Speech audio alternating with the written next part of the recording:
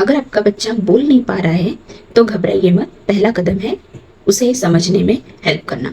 आज मैं आपको बताऊंगी कि रिसेप्टिव लैंग्वेज को कैसे मजबूत करें। पेरेंट्स, आप सोचते हैं कि आपका बच्चा आपकी बातें नहीं समझता। क्या आपको लगता है कि ऑटिज्म में इम्प्रूवमेंट नहीं हो सकता? तो मैं आपको स्वयं की स्टोरी बताने वाली हूँ, जिसने मुझे और हमारे परिवार को यकीन दिलाया कि सब कुछ पॉसिबल है। रिसेप्टिव लैंग्वेज यानी सुनकर समझना, और यही इम्प्रूवमेंट की पहली सीढ़ी है। रिसेप्टिव लैंग्वेज कोई शब्दों का रट्टा नहीं है। ये है ध्यान से सुनना, कॉन्टेक्स्ट को समझना और उसके अनुसार प्रतिक्रिया देना। ऑटिस्टिक चाइल्ड अक्सर एक्सप्रेसिव लैंग्वेज से पहले रिसेप्टिव लैंग्वेज में देरी दिखाते हैं, और जब बच्चा रिसेप्टिव लैंग्वेज नहीं समझता तब ऐसे लगता है जैसे वो इग्नोर कर रहा है या अटेंशन नहीं दे रहा, जबकि असली में प्रोसेसिंग नहीं कर पा रहा होता है। ऑटिस्टिक बच्चे के दिमाग की प्रोसेसिंग थोड़ी अलग होती है। वो सेंसरी इनपुट, शब्दों और भावों को एक साथ प्रोसेस नहीं कर पाते। इसीलिए किसी भी ऑटिस्टिक चाइल्ड को किसी भी बात को समझने के लिए visual support, repetition, simple instructions और पेशेंस की ज़रूरत होती है। एज के हर पड़ाव पर यह वीडियो आपकी बहुत बड़ी मुश्किल आसान कर सकता है, तो अंत तक ज़रूर देखिए। हाय पेरेंट्स, मैं अनुज। स्वागत है आपका अपने चैनल ऑटिज्म सक्सेस विद स्वयं में। आज हम बात करेंगे ऑटिज्म से जुड़े सबसे ज़रूरी पहलू रिसेप्टिव लैंग्वेज के बारे में। कैसे बच्चा दूसरों की बातों को समझना सीखे एज के अनुसार, पूरी योजना के साथ। तो चलिए शुरू करते हैं आज का वीडियो। तो लास्ट तक जरूर देखिएगा, आपको इस वीडियो से बहुत सारी हेल्प होने वाली है। तो स्वयं ना अब 6 साल का है, लेकिन उसकी रिसेप्टिव लैंग्वेज 4.4 की एज में इम्प्रूव होना शुरू हुई। जब वो 4.1 का था, उसकी स्पीच एंड लैंग्वेज रिपोर्ट में लिखा था कि उसकी रिसेप्टिव लैंग्वेज 33 मंथ की बच्चे जितनी थी। और वो रिपोर्ट देख के मैं घबरा गई थी। एक माँ के तौर पर डर लग रहा था कि क्या मेरा बच्चा मेरी बात कभी समझ पाएगा, क्या वो मुझे देखकर रिस्पॉन्स देगा। लेकिन मैंने कभी हार नहीं मानी। डेली स्टोरी सुनाई, रोल प्ले किया, पिक्चर्स दिखाए, दोहराती रही, इंस्ट्रक्शन देती रही, और फिर एक दिन स्वयं खुद आकर मेरा हाथ पकड़कर रोड पर चलने लगा। उसने समझना शुरू किया। ऐसे ही चलते चलती हमारी जर्नी 4.7 की एज में उसकी रिसेप्टिव लैंग्वेज रिपोर्ट 78% तक पहुंच चुकी थी। आज स्वयं खुद इंस्ट्रक्शन समझता है, वेट करता है, दूसरों को मदद करता है। ये मुमकिन है, हाँ, पूरी तरह से पॉसिबल है। बस हमें पेशेंस, सही गाइडेंस और प्यार के साथ बच्चे के साथ काम करना है। अब बात करते हैं हर एज में ऑटिस्टिक बच्चे के साथ रिसेप्टिव लैंग्वेज पर वर्क कैसे करना है।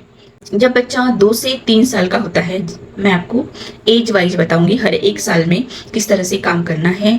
उसी तरह से मैंने स्वयं के साथ भी काम किया है, तो मैं अपने एक्सपीरियंस आपके साथ शेयर करूंगी कि मैंने किस तरह से स्वयं के साथ उसके रिसेप्टिव लैंग्वेज पर काम किया है।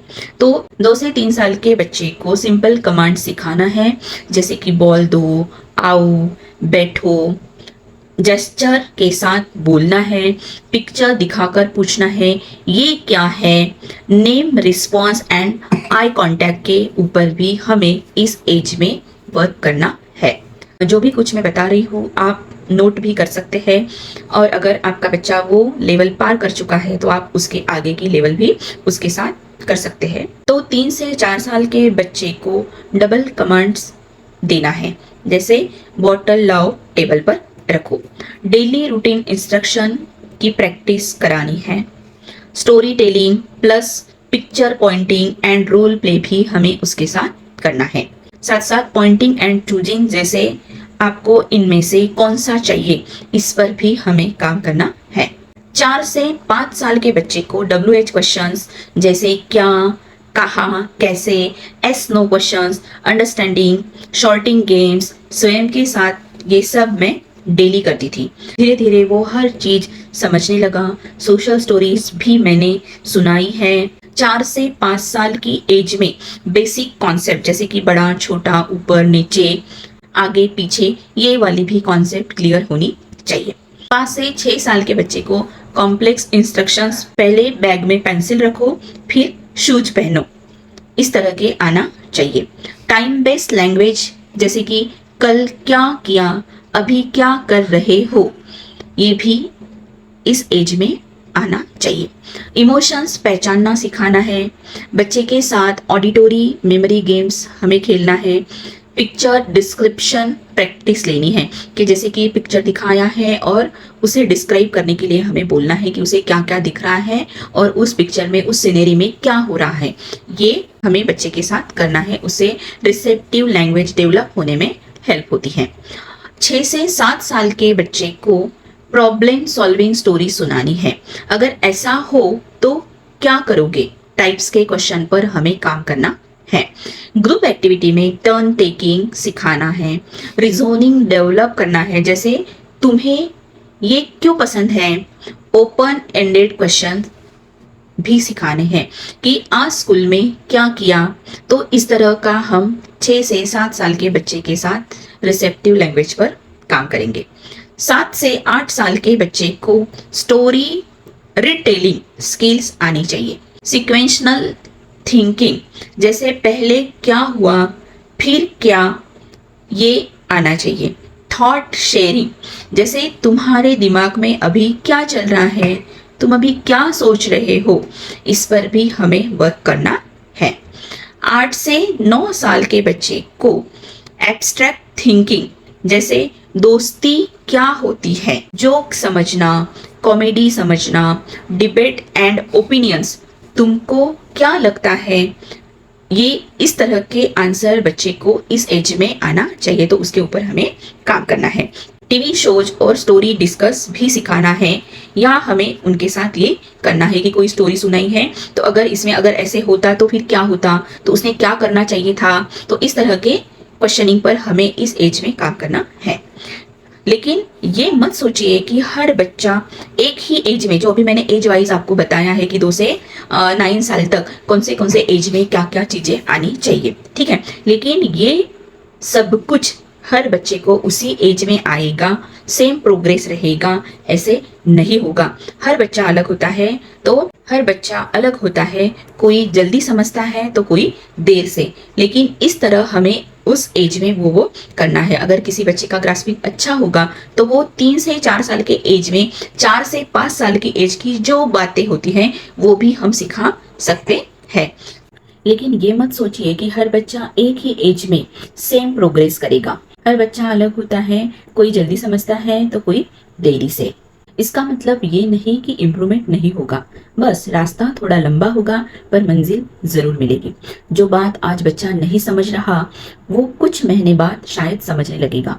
बस आपको विश्वास एंड कंसिस्टेंसी रखनी होगी। जब बच्चा बातों को समझेगा तब वही उसकी सोशल स्किल्स, कम्युनिकेशन, इंडिपेंडेंस में सबसे पहला कदम होगा।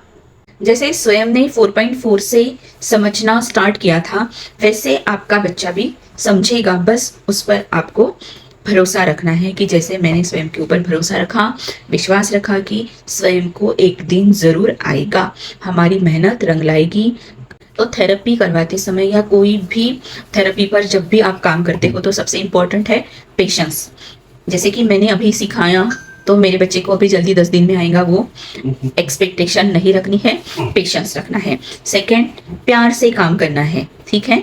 तीसरी बात, सही टेक्निक्स, जैसे कि अभी मैंने जो बताए हैं उस टेक्निक से अगर हम काम करेंगे, फर्स्ट पेशेंस, सेकंड लव और थर्ड टेक्निक्स, तो इससे एक दिन हम जरूर जीतते हैं। तो इस तरह से हमें हर एज के हिसाब से रिसेप्टिव लैंग्वेज पर काम करना है।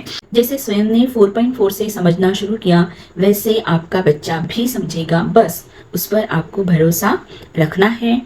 पेशेंस एंड प्यार एंड सही टेक्निक से हमें जीत जरूर मिलती है। अगर आपको वीडियो हेल्पफुल लगी हो तो लाइक करिए, कमेंट करिए we believe in our child, और शेयर जरूर करिए उन पेरेंट्स को जो आज परेशानी में हैं। और अगर आप नए हैं तो सब्सक्राइब जरूर करिए ऑटिज्म सक्सेस विद स्वयं चैनल को, जहां हम रियल लाइफ से सीखते हैं। तो फिर मिलते हैं अगले वीडियो में, तब तक के लिए happy parenting and thank you so much.